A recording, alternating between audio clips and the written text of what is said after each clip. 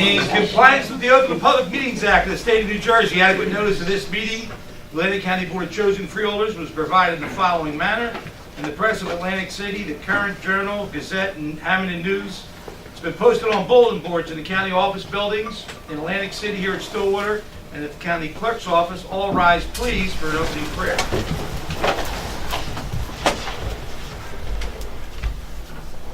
Let us pray. O God, who art the source of all existence and light of all seeing, uplift our thoughts from the littleness of our own works to the greatness, the majesty, and the wonder of thine. And teach us so to behold thy glory, that we may grow into thy likeness. Amen. Amen. All face the flag, please. Attention, salute. I pledge allegiance to the flag of the United States of America and to the republic for which it stands, one nation, under God, indivisible, with liberty and justice for all. Madam Clerk, do we have an extra agenda up there? No, it's okay. I can pursue it now. Chairman? Yes. When you start the meeting, you can have I'm good. And I have it on the computer, too. So it's okay. All right. Before we start the meeting, can we have a moment of silence in memory of the late president? Yes. Okay, we will have a moment of silence for our late President Bush.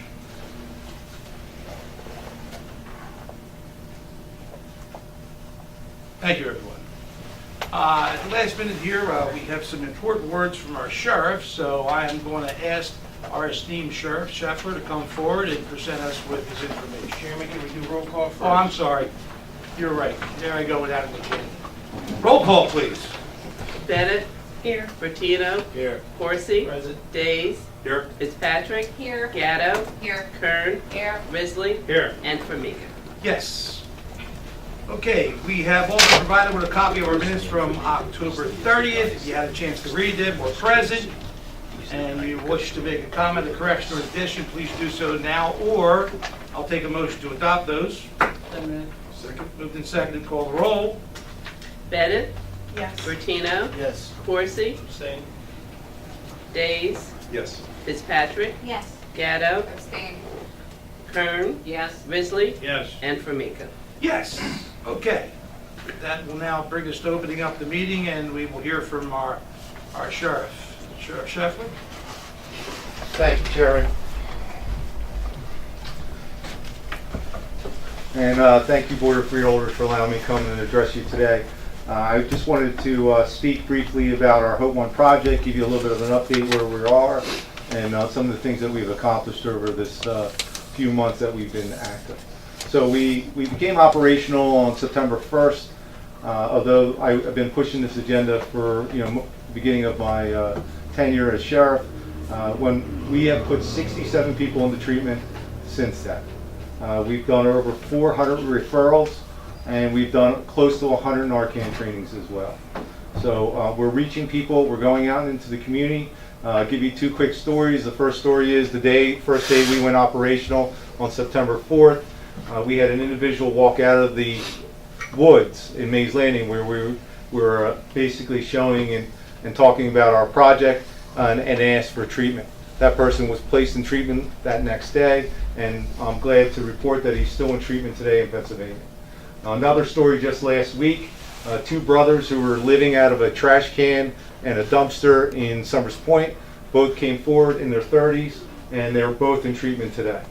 So we've been pretty successful, and the reason why we've been so successful is because of our treatment partners.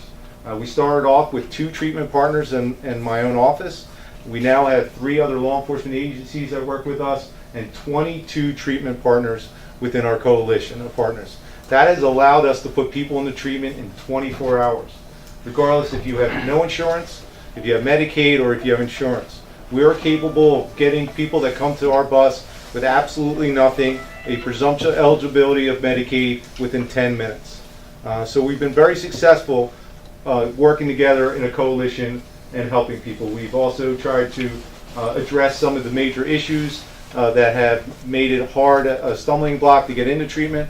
One is a identification program. It's an emergency program We grant 30-day identification programs if you have verification of going into a treatment program, and we have some real easy ways to make verification of your identification through that program. But we only do it for people going into treatment. But that is a true stumbling block. Medicaid providers will not take you unless they can identify you. Although one of our treatment partners, which is VOA, does an incredibly great job getting people identification through a program that's funded through the state. It takes almost 3 weeks to get you into that program. And the strength of, and VOA is a partner of ours, and the strength of our program is VOA came to us 2 weeks ago and we put one of their people into treatment within that day because we were able to grant them that emergency identification. So some of these things that we've been doing, hopefully we're showing that we have success and merit in our program. One of our things that we've been struggling with, which is a workable functioning vehicle. The county was kind enough to allow us to commandeer a 12-year-old vehicle, which we ended up putting over $25,000 into it through in-kind donations through the Atlantic County Sheriff's Foundation. However, the vehicle has been down for 3 months because of mechanical issues. And we've been working with the county, of course, to try to get the truck up and running, and we need to get it up and running as well. But regardless of having that truck or not, we've been going out bi-weekly with a tent, with a table, with our treatment partners, and providing care. But Hope One has become much more than a mobile referral system. We have people calling our numbers. They call into our dispatch. Our dispatchers are trained now. We have a 24-hour dispatch to take intake and to take people's information, and we get back to them immediately. So some of the real positive things coming in the new year. We're bringing on a full-time Hope One coordinator, employee working for the Sheriff's Office. The Sheriff's Department, the Prosecutor's Office has also gone into partnership in AC LEAD, which is Atlantic County Law Enforcement Advanced Diversion Program, which is a pre-indictment program, and we're going to work with them as well as doing placement referrals and case management. So a lot of cool things happening, and we're excited about it. We've also worked with the county administrator and executive, and we've with Atlantic Care and Enlightened Solutions have been awarded a matching grant for funding for a truck. We had to come up with a third of our side. The matching grant is 55% to 45%. The 3 partners have to come up with a third of each one of those. So I've worked with the county administrator and his finance team, and we have found funding within my own budget to come up with our third. And so we're excited about that. Now that truck's going to take almost a year to build and get onto the road. But we're excited about having that truck. We're trying to get our truck that we're utilizing now up and running and back on the street as soon as we can. So if you have any questions, I'd be glad to entertain anything that we've been doing.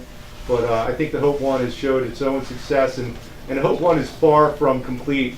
We're looking at an intervention model and training. We're partnershiping with some of our coalition partners to create a training group that we can not only train our own personnel, but go into the communities and train churches and any organization, but also unions, and create training within each organization to be able to recognize and to refer people with mental health and addiction issues.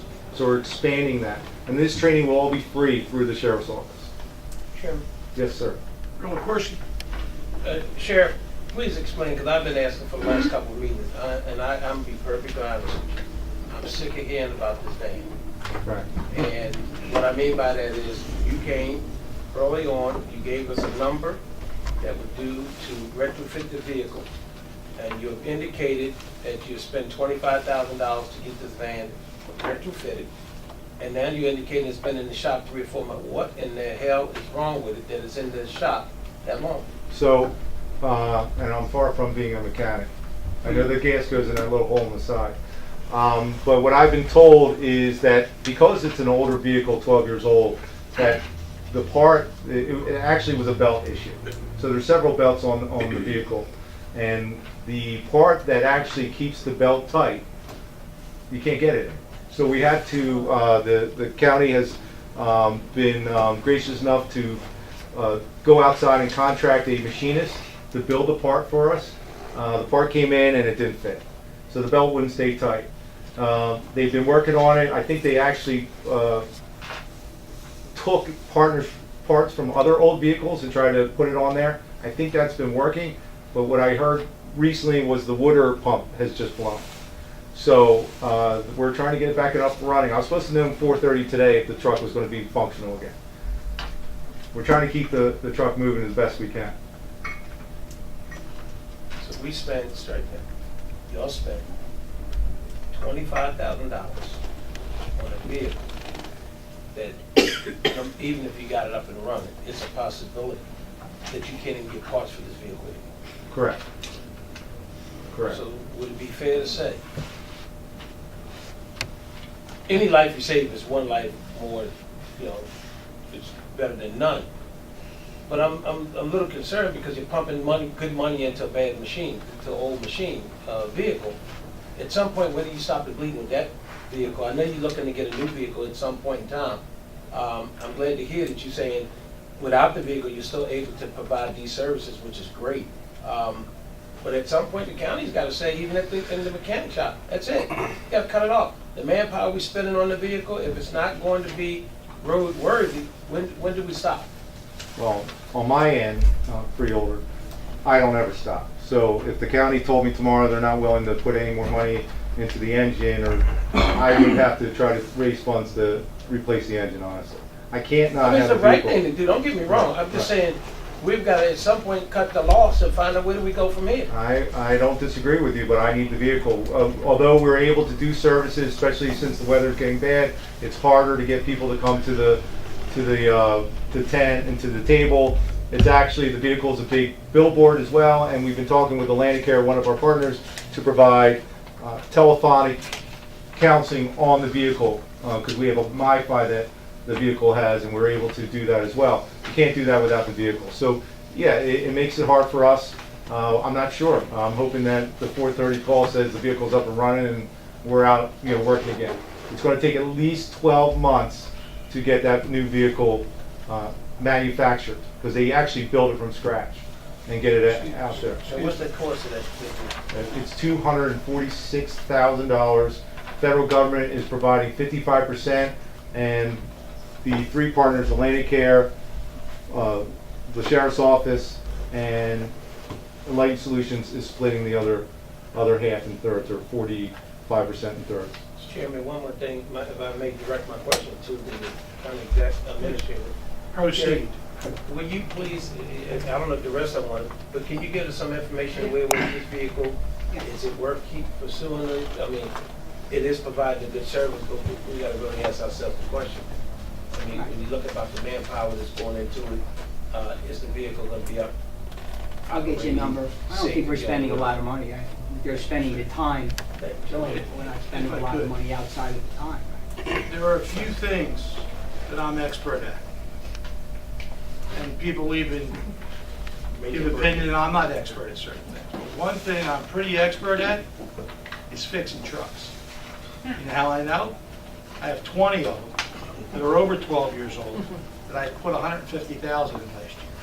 It's beyond my comprehension how this thing can't be fixed. What make and model is that truck? It's a Ford 350, I believe. Is that Yeah, I right? want to tell you right now, I don't know who our mechanics are, but after this meeting, get a hold of me, and I guarantee you I can get that part. Sounds great. Guaranteed, Sounds great.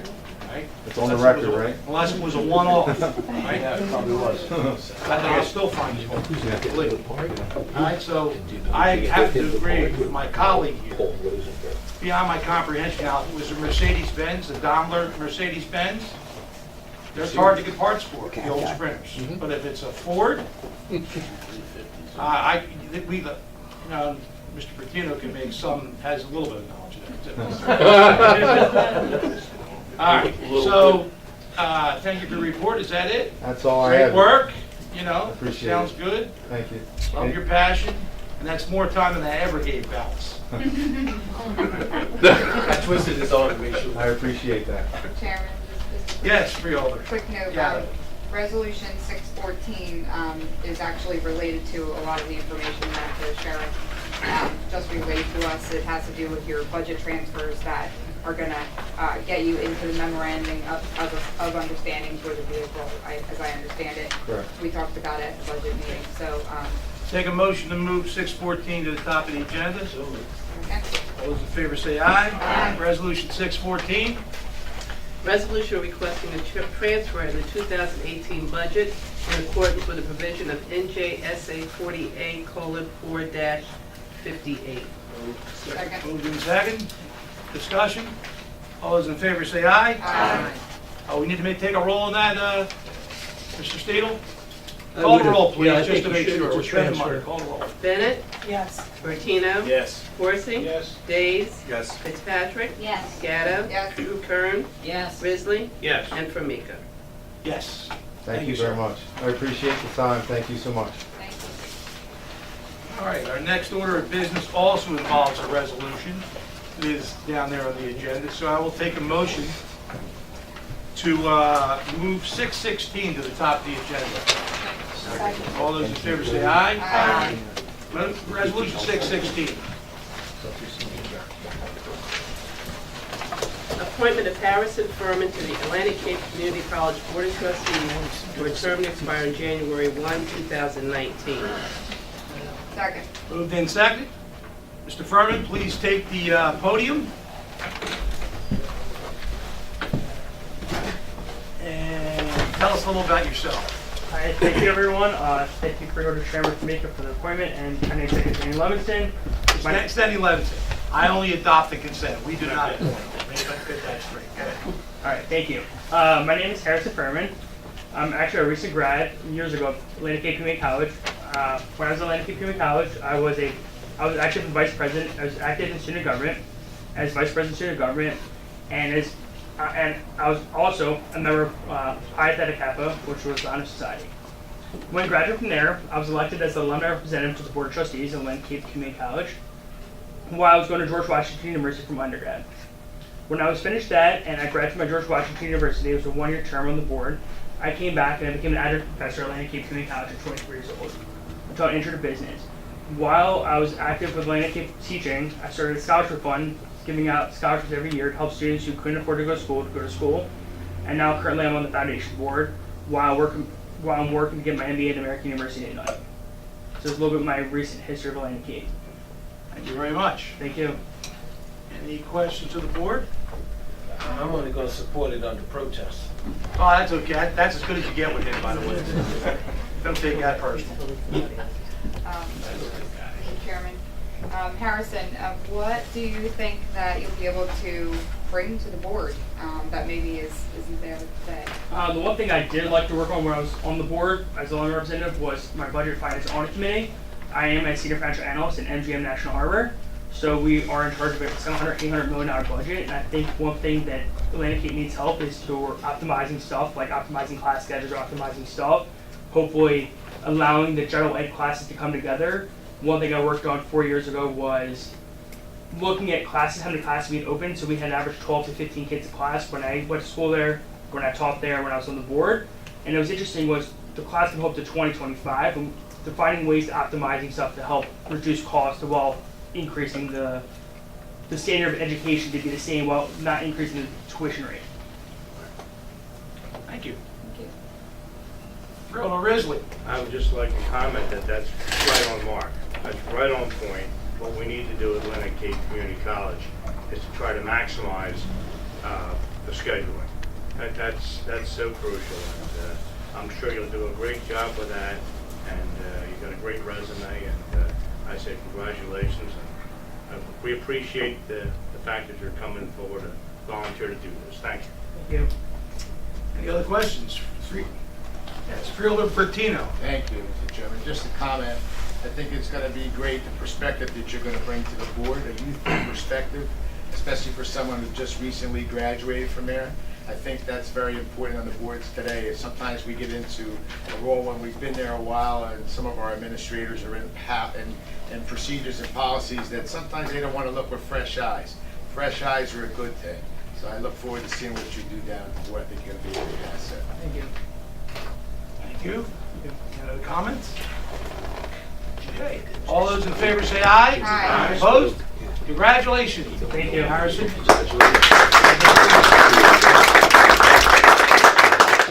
And now, anybody who doesn't want to endure the rest of this meeting may leave. I said it doesn't have to. Thank you all. Thank you. Our first order under ordinances after that one was a resolution. Ordinance 16. An ordinance to vacate and abandon a site triangle easement across block 127, lot 85, in the city of Margate, final reading. Motion. Motion and seconded. Any public interest in this Margate site triangle? Freeholders? We'll call a roll. Chairman, we just have to open up the floor. Oh, I'm sorry. That's all right. Anyone in the public wish to speak on this?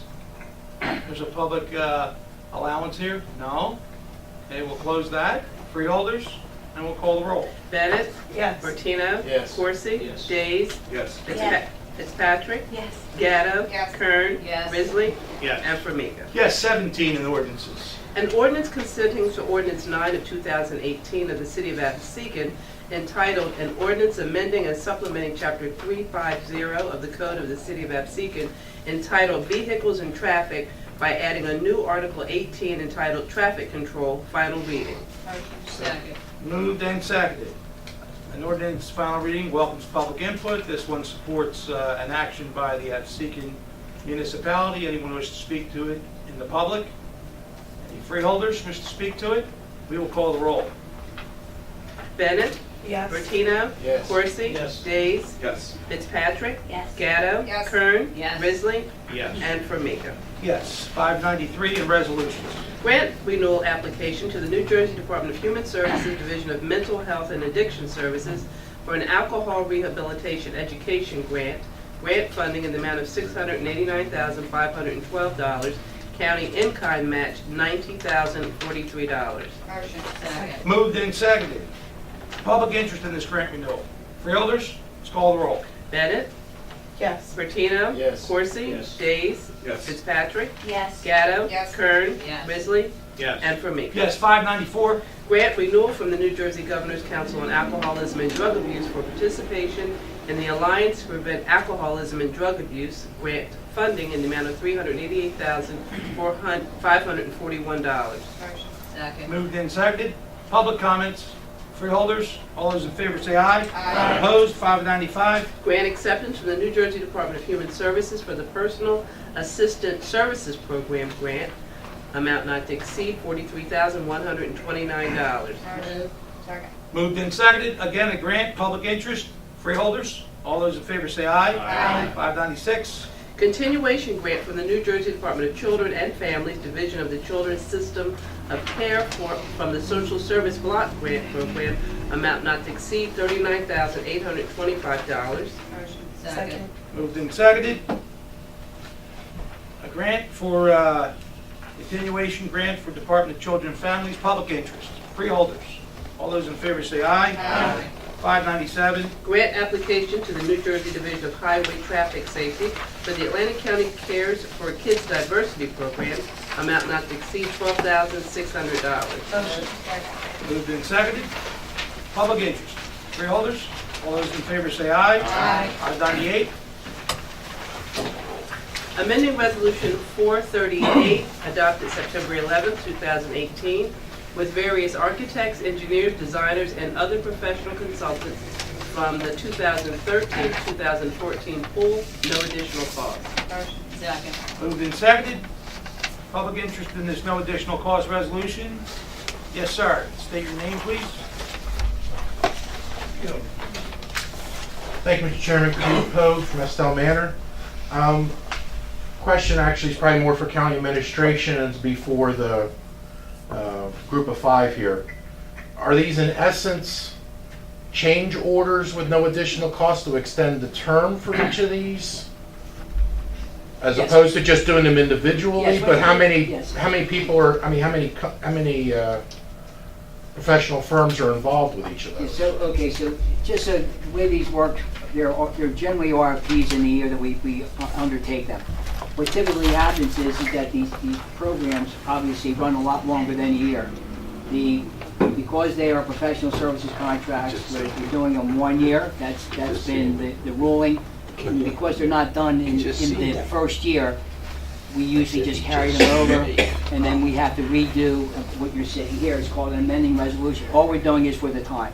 They're doing the same amount of work, there's generally no money exchanged. So what will happen is, if you look at the year that it occurs in, the furthest away is usually, for example, the first one, 598, there's one firm.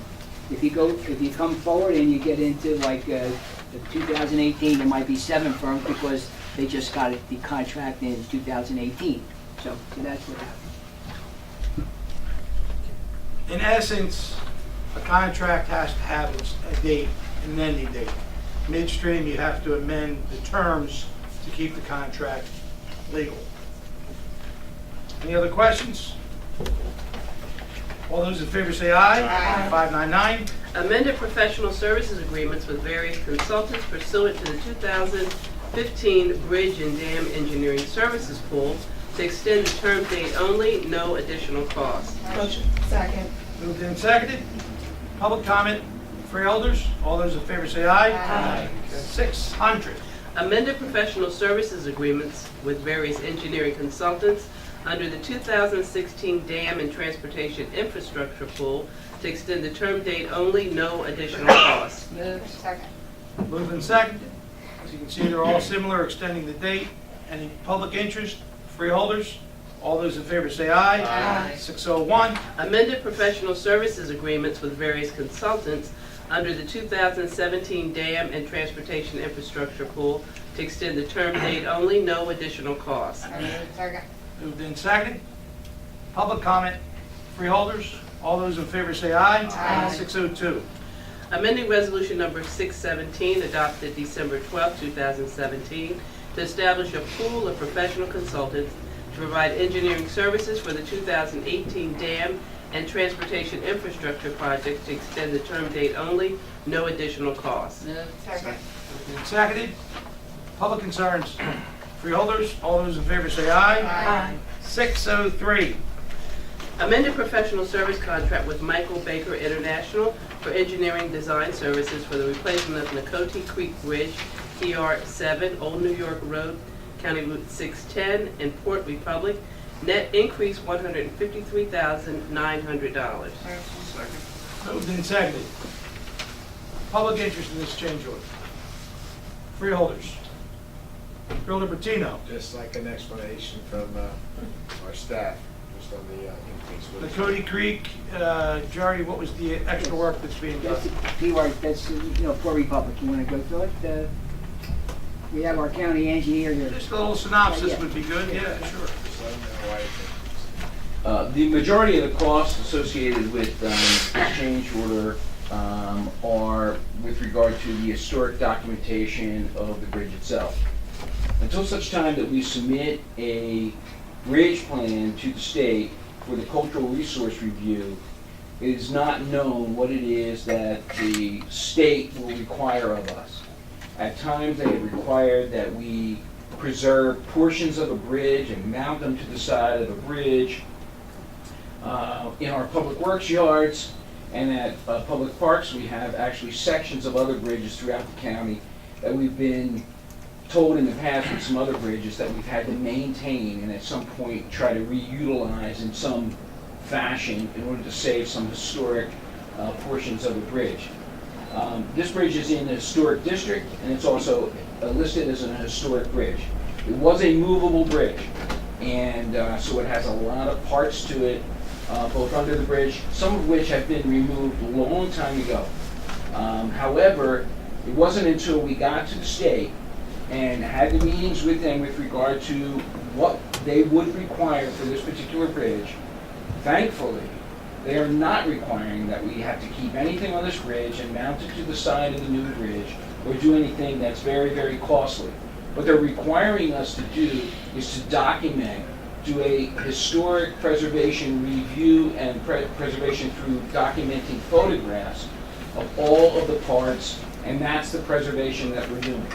So the majority of this, over $60,000 of this particular change order is just associated with that. Going through the project, one of the other issues that came up, and which is the other larger piece of the costs associated with this, is a reconstruction of a portion of the southbound roadway that currently floods. Now, everything is flooding these days, especially in November here in Atlantic County with the highest amount of rainfall, but this has a particular problem, and this is the ramp going off of the bridge heading towards Smithville. So we've added that portion to reconstruct that, which required survey, design, profiling section of that particular roadway to be added to the project. So those are the big pieces that are in this change order. There were some other things. The historic preservation required that we do signage that would be mounted at the site with regard to the historic bridge. We've got to come up with designs for that. They get approved, and that's all in this change order as well. So a big chunk of this is in the historic preservation issues. Thank you. Any other questions? Just another comment if I can. Freeholder Patino? I just wanted the public to understand sometimes the silliness of dealing with the agencies of the state. When they ask us, why does it take so long? Why does it cost so much? When you start looking at the minute detail that some of these bridges require, especially if they're dealing with historic perspectives, it's silly that you can't just change the bridge. And I just wanted the public to hear that. It's just frustrating at times listening to them. As many times as I've shaked my head through the years listening to them, I still can't believe New Jersey allows it to go on. Well, to embellish your thought, Freeholder Corsi, you have a word? Negative. To embellish your thought, Dorset Avenue Bridge is a historic bridge.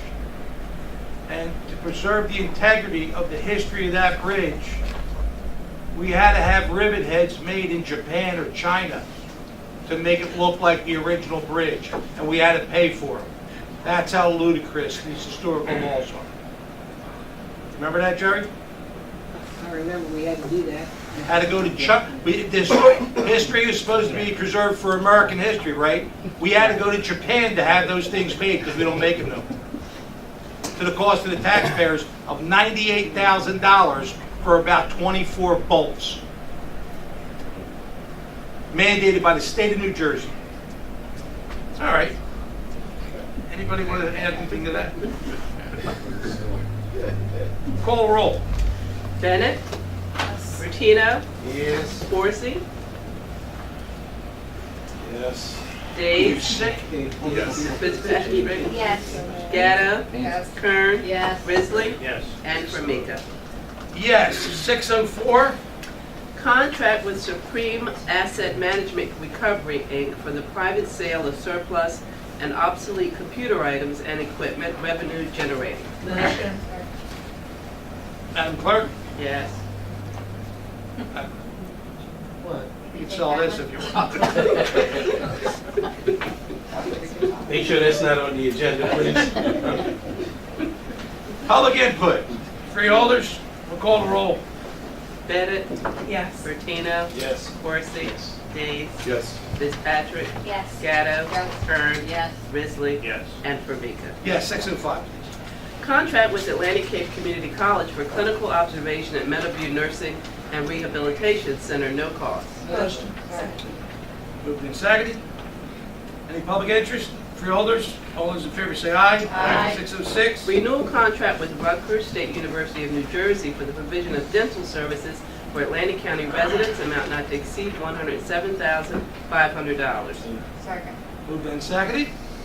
Public interest here. Freeholders, call the roll. Bennett? Yes. Bertino? Yes. Corsi? Yes. Days? Yes. Fitzpatrick? Yes. Gatto? Yes. Kern? Yes. Risley? Yes. And Formica. Yes, 607. Amended competitive contract with FarmScript for the provision of pharmaceutical services to Meadowview Nursing and Rehabilitation Center, net increase $35,183.29. Second. Moved and seconded. Public comment. Freeholders, call the roll. Bennett? Yes. Bertino. Yes. Corsi. Yes. Days. Yes. Fitzpatrick. Yes. Gatto. Yes. Kern. Yes. Risley. Yes. And Formica. Yes, 608. Renewal competitive contract with FarmScript for the provision of pharmaceutical services to Meadowview Nursing and Rehabilitation Center, amount not to exceed $355,000. Motion. Second. Seconded. Public concerns? Freeholders? Call the roll. Bennett. Yes. Bertino. Yes. Corsi. Yes. Days. Yes. Fitzpatrick. Yes. Gatto. Yes. Kern. Risley. Yes. And Formica. Yes, 609. Amended contract with Multi-Temp Mechanical, Inc. for the provision of temporary chiller rental at Meadowview Nursing and Rehabilitation Center, net increase $29,130. Motion. Second. Moved and seconded. Public comment? Freeholders? Yes, Freeholder Gatto? Just to let everybody know, we did talk about this in the budget meeting last week, and essentially, even though the new chillers are going in and are functioning, this is basically an extension of the rental just for the couple months that we had that gap that we didn't use. Thank you. Any other comments? Call the roll. Bennett. Yes. Bertino. Yes. Corsi. Days. Yes. Fitzpatrick. Yes. Gatto. Yes. Kern. Yes. Risley. Yes. And Formica. Yes, 610. Bid contract with Dell Tech Inc. for reinforcement of the record setting floor, amount not to exceed $198,645. Moved and seconded. Public comment? Freeholders? Chair. Freeholder Gatto? Thanks. Another item that we did discuss, it is a pretty hefty dollar amount when we're talking about reinforcing a floor. It seems kind of simple, but we did talk about the nuances required with the floor being able to bear the weight of the paper records that we are required to preserve for a certain amount of time.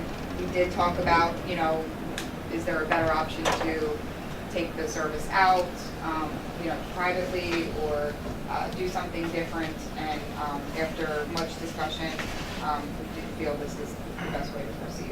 Where are these records being stored? They, Our record centers is at the jail. Are they going to make it waterproof? well, it's part of the reason we're not putting it in the basement. There's other fluids that we're I applying. mean, everything leaks over there. I just want to know if they're going to make it waterproof. It is. See, the records are. For $198,000, I hope it's waterproof. That's all I'm saying. Other liquids too. These are up on the shelf. I don't want to think about it like. Well, that's what happened. Yeah. All right. Don't ask Jerry. He'll tell you. Any other comments? Call the roll. Bennett. Bertino. Yes. Corsi. Yes. Days. Yes. Fitzpatrick. Yes. Gatto. Yes. Kern. Yes. Risley. Yes. And Formica. Yes, 611. Lease agreement between the County of Atlantic and the City of Corbin City for the continued use of a K-9 training facility in the amount of $60,000. Motion. Second. Moved in second. Public interest? Freeholder comments? If no one has gone out to see Atlantic County's K-9 facility in the public or on this board, I got a real eye-opener. That was our former special services school.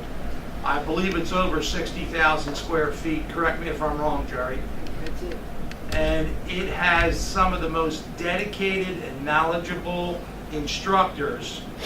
They create scenes in different rooms, from attics. An attic that would have bays of insulation in it where somebody could hide, to a school, to a store, and these dogs are just amazing. So I questioned this early on, why we spend this money, and I can tell you it's probably worth twice that amount.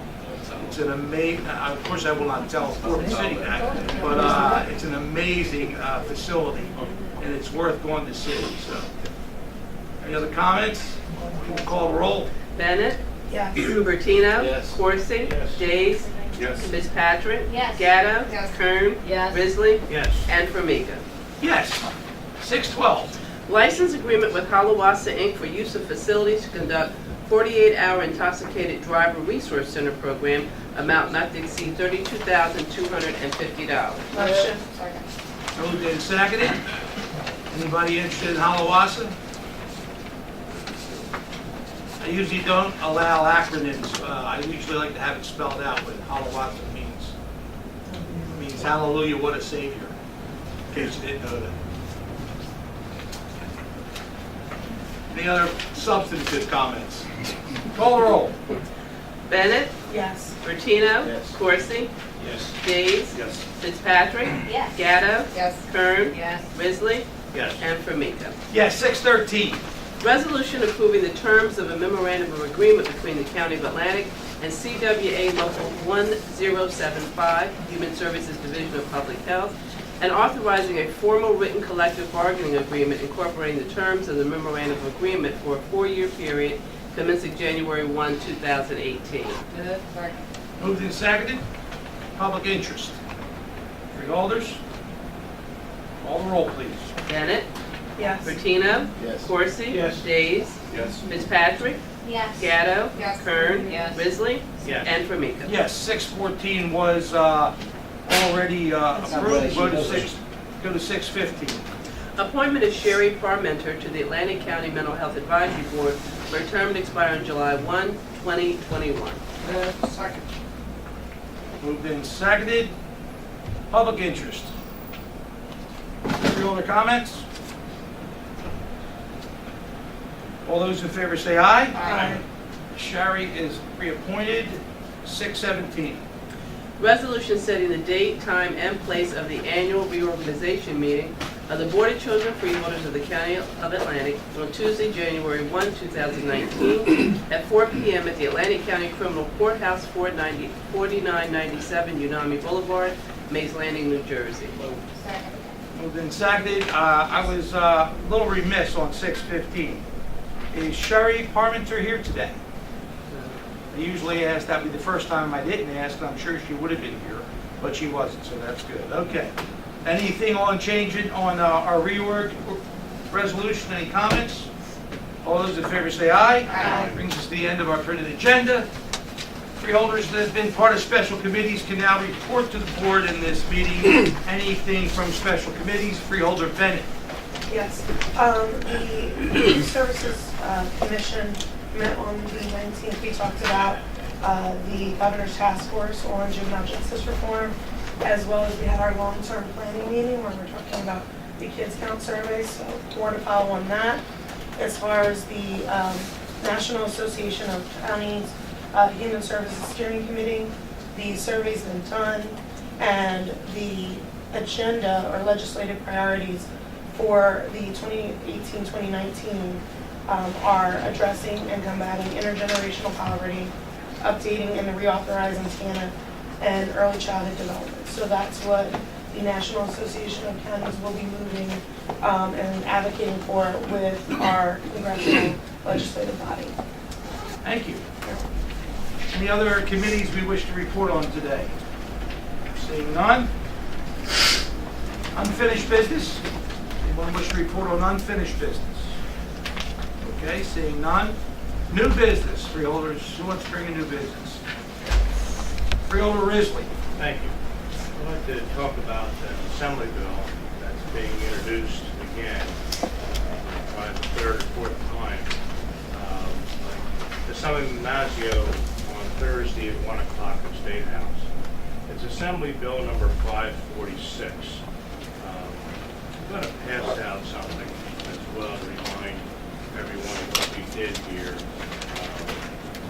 last year, 2017. This is a bill that would mandate Atlantic County to adopt basically the Gloucester County plan, which is a dictatorial plan. It's a shall, it's not a may. You would have to adopt this plan. It is an expensive plan. Gloucester County is the only one that uses the plan in the entire state. It's a statewide way of doing tax assessments where it would create an entire department in county government and have all power in one county government. In other words, you would not have any local assessments, no local input whatsoever. It would be a top-down type of bureaucracy. It would be extremely expensive to implement. And most of the towns in this county have now sent a letter in opposition, or at least slow down. Let's talk about this. And that's what we did here by this resolution in 2017. We told the state legislature, look, before you adopt anything that's going to be a requirement on this county, that you first have a discussion with this county. And we are the elected members of the Board of Freeholders. And I chaired a committee some years ago where we wrote a comprehensive report after studying the issue of tax assessment for well over a year, where we brought in freeholders and tax professionals. We wrote a comprehensive report on the topic, and I stand by the results of that report. But that's a different topic. The topic I'd like to stay on point right today is the fact that this particular bill is not in Atlantic County's best interest. I believe in my heart of hearts, and I say this to my Democratic friends on this governing body, that I truly believe that, in my heart of hearts, that Mr. Mazzio hasn't studied this thing long enough, whereas our committee has. We spent a tremendous amount of time interviewing people from different counties, Somerset, Monmouth, and people from Gloucester County about tax assessment. We have a better approach to this. The approach that the Gloucester County people have taken has been extremely expensive. We would probably have to hire a minimum of 25 full-time people to do that. Tax assessment is far different than tax collection. Tax collection is like a mechanical process. Tax assessment requires a whole different set of skills.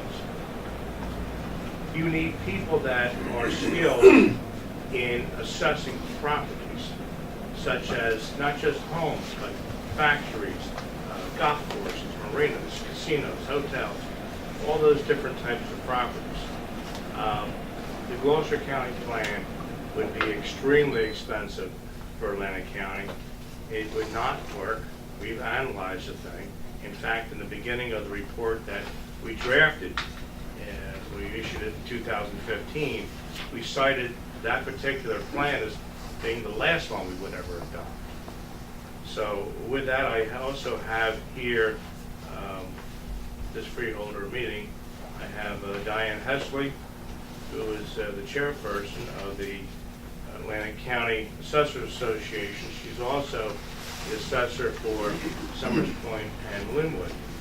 You know, many of the assessors that we have here in Atlantic County are part-time, not full-time. And each city is responsible now for their assessments and getting them right.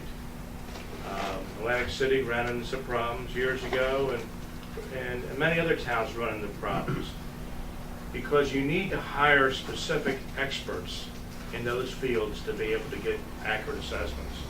And the only way you're going to get fairness in spreading the burden is in getting accurate assessments. That's the whole key to it. So we're very much opposed to the Gloucester County tax plan report that we submitted back in 2015, had a number of freeholders on it. And this resolution that we passed, I just handed out in 2017, which was unanimous, by the way, is asking the state legislature, hey, slow down, don't put a mandatory program in. I've gone to Trent to talk about this a couple of times. I've spoken to Jeff Van Drew, and he's opposed to it. So this thing is not a partisan issue, and that's what I want to get across. I spoke with Mayor Shirella. He's not with us. Mayor Russo, Longport, not with this program, this Gloucester County plan. So there's a number of towns, probably about 13, have already spoken up. And this is, we just recently found out about this bill. So it's kind of new, but I will be attending, along with other people, I'm sure, this Thursday, 1 o'clock in Trenton. Mr. Chairman, if I may I call? Sure. Mrs. Hesley? If we have a few questions, because I think you basically laid the whole thing out. I hope I did. Yeah, you did. I really just think, unless there's a question, Ms. Hess, I'm glad you're here, but I don't think you need to speak. It's just a matter of if there's some questions. I happen to agree with Freeholder Risley.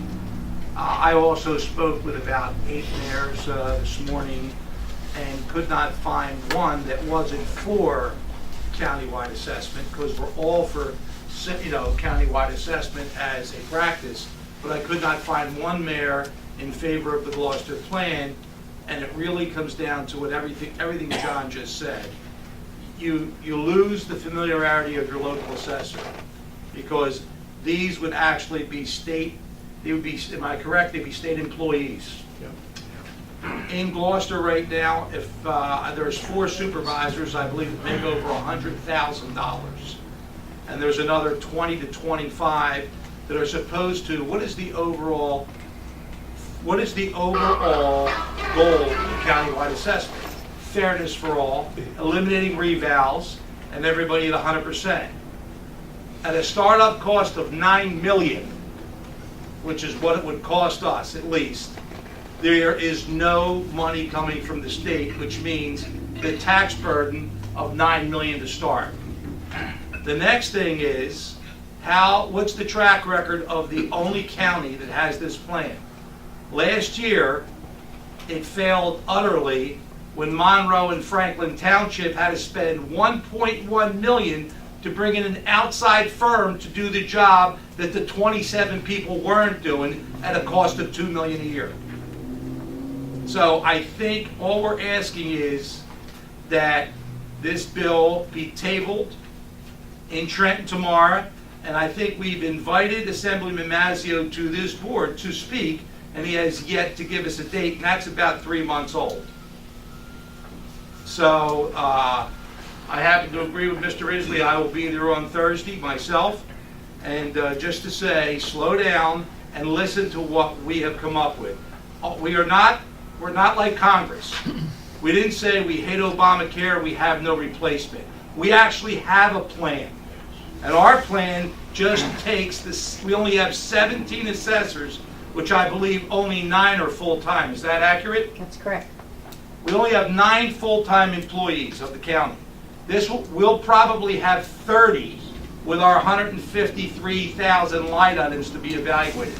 So our plan was to take 5 or 6 certificated technicians that would then take 20% of those line items, about 30,000 of them a year, and give a true 100% evaluation to them. And in 5 years, the entire county is revaled at 100%. There's no need for revals. And that cost would have been, instead of $2 million, would have probably been about $435,000 a year. So there it is in bare bones thumbnail sketch. Yeah, the problem with I'm sorry.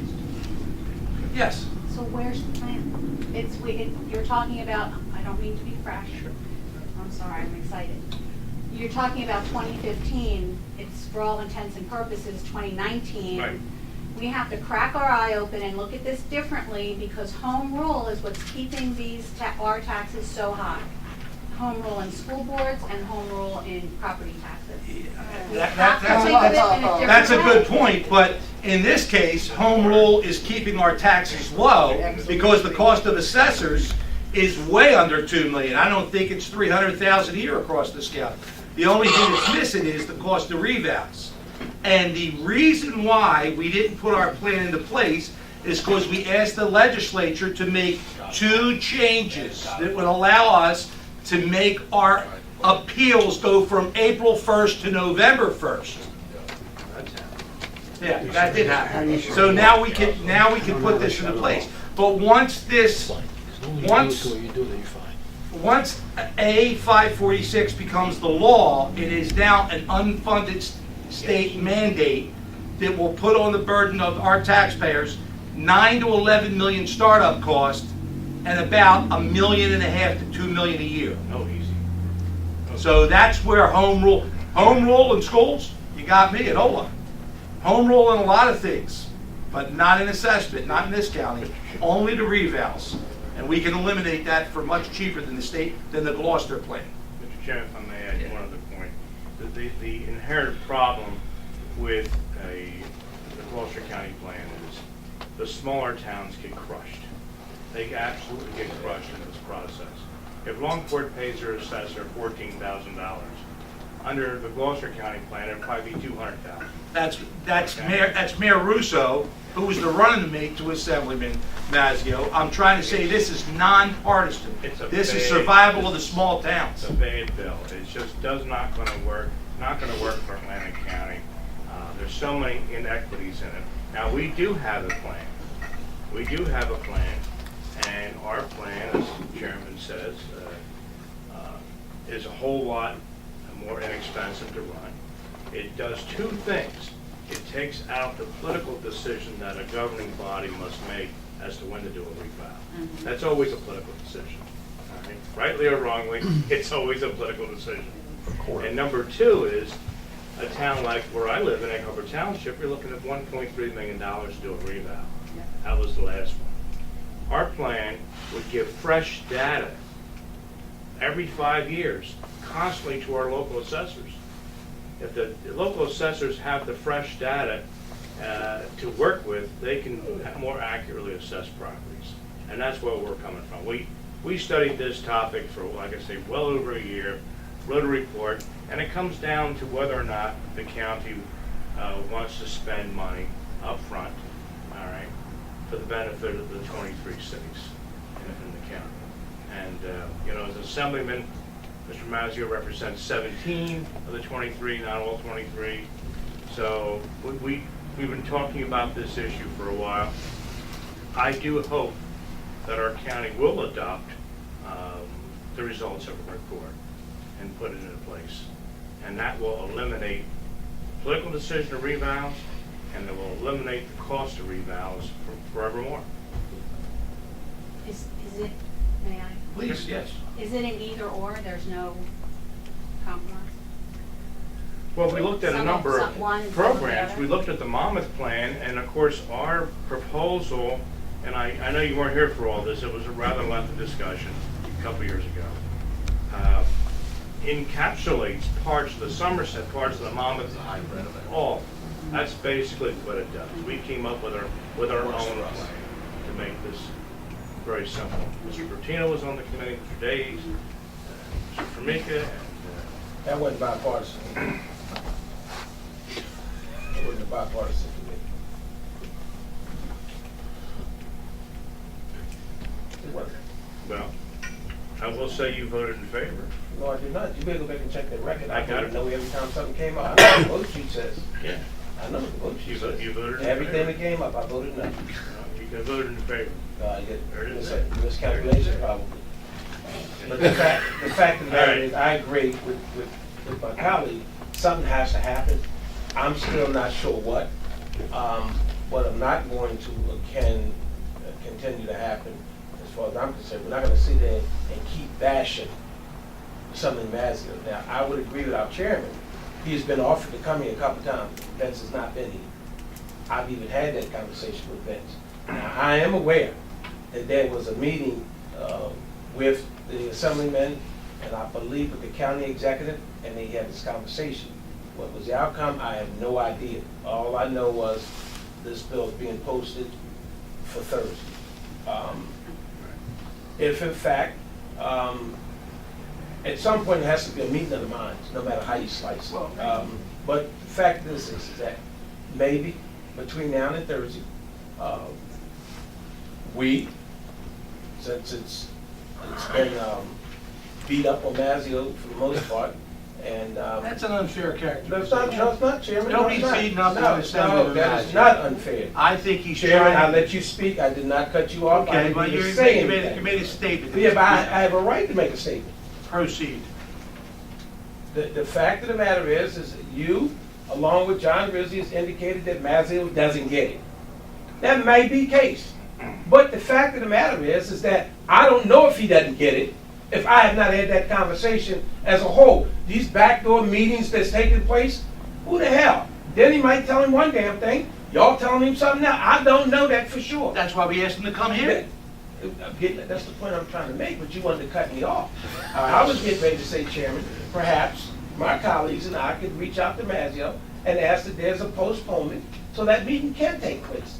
Because I think it's in all of our best interests to put all of it on the table, and wherever it goes from there it goes.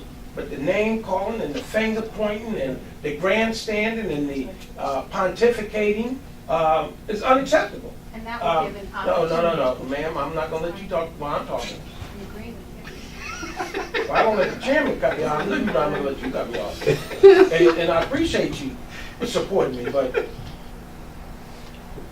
at the end of the day, I know how passionate Risley and this board has been about this, and I commend them on that. But I think that we can agree to disagree, but if we believe, if y'all believe, Maziel and them doesn't get it, we've got to find a way to get it to the table with members of the board of freeholders and try to find this thing out. That's all I'm saying, Jim. Thank you. Thank you. And really, it comes down to one thing, and I think everybody would agree here. It is not appealing to almost everybody to see that their local assessor in Atlantic City or any other place is immediately relieved of their duties. And that's been my fight from the door. And that's what this plan does. So, all right. Any other discussion here? Anything else under new business? No, nothing else under new business.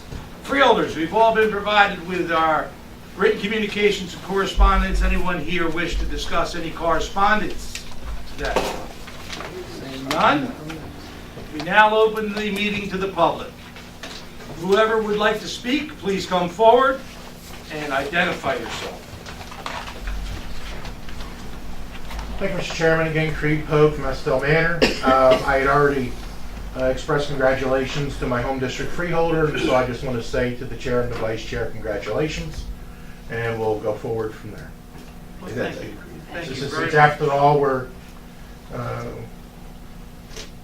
commemorating the service of someone who, however you may agree or disagree with various policies, was generally thought of as one of the most gracious people in politics. So it's time for us to make sure we do that with each other and we go forward from there. So thank you.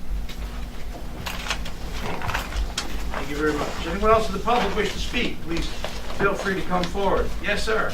Come to the podium and Okay, I'll get up for you. give us your name and where you're from.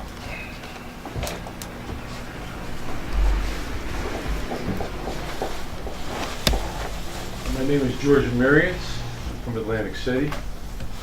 I'll do my best to be brief. It's a little difficult for me at times. You only get 3 minutes, George. Okay, well, I'm used to that from Atlantic City, so we'll see how it goes. Especially since Mr. Pope was so brief, I'm going to do my best to see if I can keep it. I don't think I can keep it as brief as him. I'm but still I'll do in my shock, best. so I'm going to be honest with you. What's that? I'm in shock. Hey, that's okay. We can bring you out into recovery because, like Mr. Sheffer said, he's doing his best to get that truck moving. Okay? And especially since Mr. Sheffer brought something very important to the table. And last month when I was at this meeting, I believe Mr. Days brought something also important to the table regarding diabetes, as an example. Okay, so there are a lot of issues that are very important to many people.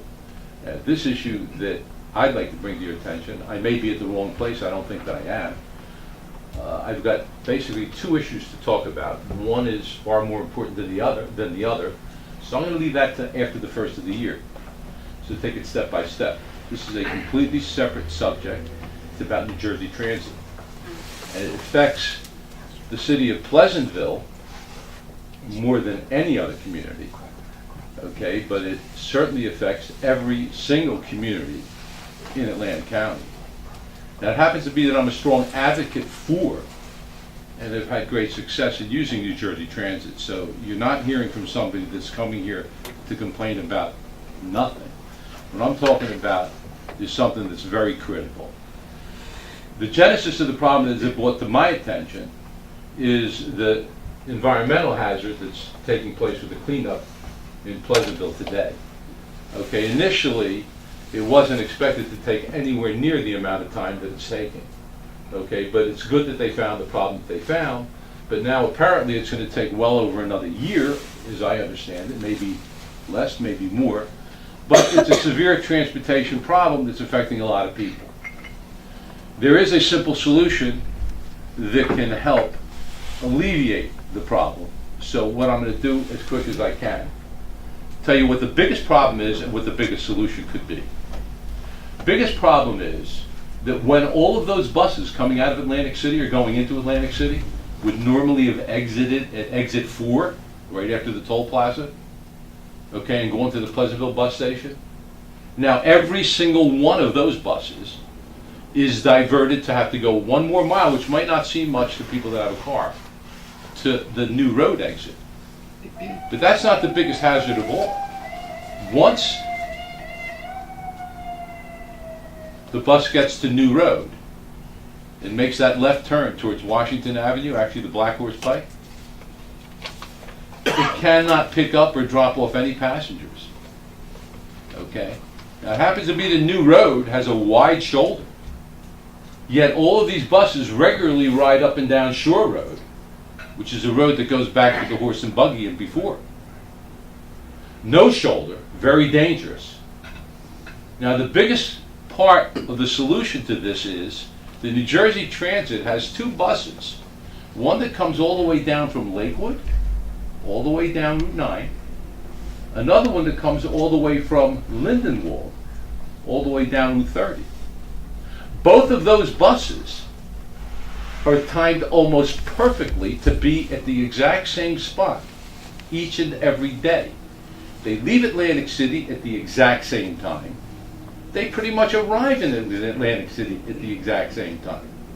Yet one's coming or going to Lindenwold, the other one's coming and going to above Tom's River. They do this with GPS. It's fantastic. They're doing a great job.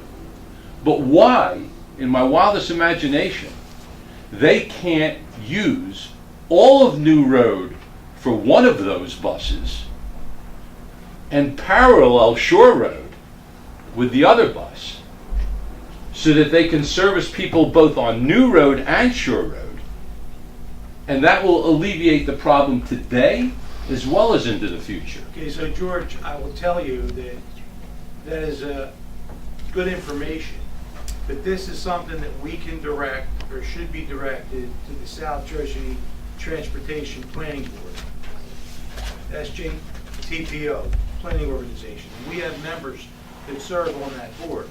So if you could memorialize this, if you haven't had it written down already, and we'll even invite you to a meeting if you want to come. Well, that's what I was hoping to get to. Yeah, well, that, I figured that's where you're going, because the jurisdiction of our board over transportation is limited to input to the SJTPO. We have no legislative authority, even suggestive powers, except through that one board. And, you know, they will listen to the administration and this board, but this is a great suggestion, and certainly having a business in Pleasantville myself and having employees that use public transportation, we know the problem is really real. And just as an example to pick up from what you just said, if I may, the New Road intersection, the New Road and Delilah Road, is a very, very busy intersection. One of the busiest. That Wawa is one of the top 5 Wawas in the state of New Jersey, where the state of New Jersey has over 100 Wawas, and I'm pretty much an expert in the field of Wawa. I didn't know that, but that's good to know. Okay. So Okay. in any event, I'd like to redirect everything you have, if you could give us a little report of this and the suggestions to our SJTPO representative here. Okay, thank you. And what I'll do is I have, for each member of the board, I'll leave it if I can with Ms. Harris. Oh, sure. Okay, I have 9 laminated copies, 1 for each of the members, and 9 others for members of the That's very administration. Okay, it's a flip chart. One shows Route 554, the other one shows Route 559, and it'll give you a little bit of an inkling, a little bit of an understanding. And if I have a chance, if I can come to that meeting that you're making reference to, I'll give you some good I information. think we will definitely get that meeting sooner than later, and we also need to get an update on what's happening with our trains that are coming down here as well. Well, allegedly I say, okay, it's supposed to be alleviated sometime in the middle of January, although I doubt that very much. Yeah, okay. Well, thank you, Mr. Amirians. And, No problem.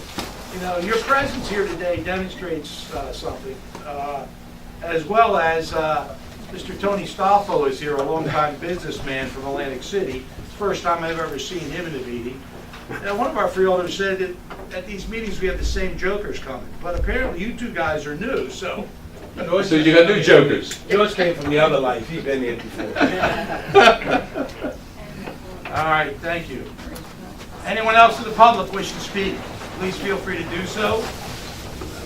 Mr. Chairman, I won't speak about the other issue. Okay. There you go. Since I think it's been belabored. I'm Diane Hesley. I'm the tax assessor, as Chairman Formica had stated, but I'm also the president of the State Association of Municipal Assessors. It's been 10 years since the Gloucester plan has taken place. And one of the things that I've been doing is watching to see how is it coming about. You know, are there any changes? Is there anything new? Are they saving money? Are there any problems? So there are a lot of issues. I'm not going to bring them up today. There is one issue that recently has come to light that I think is important for this organization to understand. And that's that there's a current case which is the city of Paulsboro versus the county tax assessor. It's a public case. You can find it on the website of the e-courts. I took a copy of it. It's about 30 pages long. But basically it's a major issue with settlement of tax appeals. If anyone is interested, I can get you a copy. I think it's important before you really start to delve into the assessment industry and the issues. This is something you need to look at from a county standpoint, so I can offer that to you. One of the things that I wanted to offer today is just like a little recap of what's going on in our industry. Many times we don't get the chance to come in front of you and discuss what's happening on the local level. So years past, I've been in front of this organization. There were some issues that we had. The County Board of Taxation had talked about. We had a couple municipalities that we had some problems that needed to be ironed out. I'm here to let you know today that everything has been ironed out. I actually have one of our new assessors sitting here from Ventnor City. This is his second year in office, Mr. Crowther, and this is Bill. So I'd like to welcome you to our county. He hasn't been here before. We actually have a few new assessors. Galloway Township is one of them as well. We all remember, Mr. Days, there were some issues in the past with Galloway Township and the management of that department. That's all water under the bridge. We have a team now in place in Galloway. We also have a new assessor in Folsom. So the three communities that we had some issues with are all taken care of and ironed out. Many of the issues really were technological or the lack thereof. Because of that lack of technology, the county board stepped in and through the trust fund and not through the county fund itself, through the trust fund of tax appeals, was able to implement a technology plan for us assessors in the field as well as the county board commissioners that sit and hold the appeals. So we have upgraded our technology. We have the ability to use this out in the field. We have equipment that we take out and we can actually draft in the field, do our inspections. The new technology we've been using in the last couple of years has also helped in the tax appeal process. We have visuals, we have overheads, flyovers, the pictometry where we can measure properties right in the actual courtroom. So through actually the studies that we did, there's been some positive change that I wanted to share with this organization. So technology was one of the things that we saw was a problem. The tax appeal itself, when it was held, we have our current appeals after we set our values. That's always been an issue. We set value, we hand the value to you, the county, we hand it to the local governing bodies and to the schools to strike a tax rate. Well, then you have your tax appeal process. So if there's a reduction from the appeals, that has to be refunded from all of our coffers. So one of the recommendations that through our committee had made was backing up the appeals process and adopting what Monmouth County had done through their plan. That actually came to fruition this year with the signing of a law allowing, and it's allowing, not saying it's mandatory, but any county can now adopt that appeal schedule. Right now, it may not assist us because we have the highest volume of appeals in the state of New Jersey. I don't know if you're all aware of that. In the past, we've had upwards of over 10,000 appeals in the county. I'm happy to say that this past year, we're down to 6,000. The majority of the appeals do come out of Atlantic City. So we found, that there are issues and there are problems, and we really have to hone in on assisting Atlantic City. And in doing that, I've actually met with, I don't know if you're familiar with James Johnson. He's a special counsel to the governor. And Mr. Johnson came down and met with me regarding Atlantic City, the assessor's office, the appeals of the Borgata, the casinos, the pilot, the current state of that department, and what is it that they can help us to do. One of the things that I asked the governor's office through Mr. Johnson is to assist us in maybe possibly getting some funding for that department. Currently, there are only 2 employees in Atlantic City's assessor's office. When I started in this industry 30 years ago, there were 10. Now, when the revaluation took place at the height of the market, there were only 4 people in that office. So when the reval company left and handed over the books to the tax assessor and only 4 people, it was not manageable. That's not manageable for any assessor to have a new revaluation and no staff. The rest of the county, however, we have been working at doing reassessments, compliance plans, and many towns haven't had to go out to do revals because we do the work in-house now. We have new folks like you, and I appreciate you, and also Sean Gaskell of Galloway Township that take on and do the work in-house, not having to pay outside firms. If you look at our statistics, that's where it shows. Our appeals are down, our ratios are at or close to 100% of market value, which alleviates the need for doing revaluation. And what's called our COD, or our coefficient of deviation, how close we are to each other and how fair we are in assessments, is very tight. It's actually below the state recommended of 15. Many of us are at a number of 10, which is an excellent number. So all of our county is doing well, and now it's our goal to assist Atlantic City and the assessor's office to bring them up to snuff. I wanted to give this board a general idea of what's going on. It's very positive from our standpoint, from the Board of Taxation through the appeals and through the current valuations. We always want to keep that line of communication open with this board, and if there's anything that we can do to assist you, to give you the information, we're here to do so. And that's what I wanted to present. And I also wanted to thank Mr. Crowther and Mr. Gaskell, 2 of our newest assessors that have been doing a really good job, and I appreciate it. Thank you very much. Very good. Yes. Yes, Freeholder Gatto. Yes, Just one Diane? question. Oh, I'm sorry. Did Assemblyman Mazzio's office reach out to you or your staff or your office when drafting the bill at all to get any input? No, and actually, we met with him on the assembly floor last year. Actually, it was at the committee meeting, and asked if he would sit with us and review the information, because our organization has a lot of good information on, the path to take of how to change or adjust what's currently happening. We explain that we're boots on the ground, and if there's anything that you need, we'd be able to answer those questions. To date, he hasn't sat down with us. I'd really like that opportunity. I'm very gracious that Mr. Johnson has taken it upon himself to reach out to our organization. He was actually our guest speaker at the League of Municipalities, and has vowed to be more of an integral part of our organization. He has also asked, through the governor's office, to band people out of our organization to sit as a committee to give recommendations on property taxation and any ideas of how we can make changes throughout the state, and not just here in Atlantic County, but overall. So I'm very proud of that. We are not a partisan organization. We're all about taxation, value, and fairness to the taxpayer. So we're open to discuss taxation, the rules, the regs, and the procedures with anyone and make recommendations. And that's why I offered my services to my county. Thank you. Thank you very much. Thank you. I knew y'all was gonna try to tie tax assessors in some kind of way tonight, but, All right. Anyone else in the public wish to speak? Feel free to do so on any subject. Seeing none, we'll close the public portion. Anything for the good of the order? Yes. I just want to remind everybody that ACUA is currently doing their food drive. They really do a lot of good there, and if anybody needs information on it, the public, you go right to their website. They'll tell you what days. But you can go right to the website to see when they're picking up in your areas. I just want to also bring up the scout that we had here during the plastic bag and straw ordinance.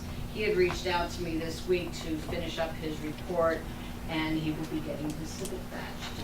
That's what he has done with that. So that was very cool. Very nice. And I just want to commend all the communities. There's a lot going on. Different community events for the holidays coming up. A lot of food drives and people, just reaching out and doing what they can. And I just commend the communities for everything that they do. Thank you. Anything else? Freeholder Bennett? Yes. I got some flyers from the Atlantic County United Youth Consortium. They're having their inaugural fundraiser on the 13th, so I wanted to make sure that I got that to the board. There are a number of different holiday activities going on for kids, and I'll give that to Pat to distribute. But I also wanted to, bless you. Something wrong. Something allergic Going over there. that way. What did you do? But I just wanted to just make everyone aware, for our residents, that for the Affordable Care Act, an open enrollment period is up until December 15th, as well as December 1st was World AIDS Day, so. Can you tell us more about this organization? Yes, so they got together with a bunch of different organizations, youth organizations, and formed a partnership, and they're doing their fundraiser right there in Atlantic City, so it's something that's relatively new. And so I'd give you a bunch of flyers and I'll bring it back. Okay. This is at Choice Bar. Mhm. So anything we can do to support kids is important. Okay, thank you. You're welcome. Anything else for the good of the order? Motion. Seeing none, I'll take a motion. Second. All those in favor say aye. Aye. Good day, everyone.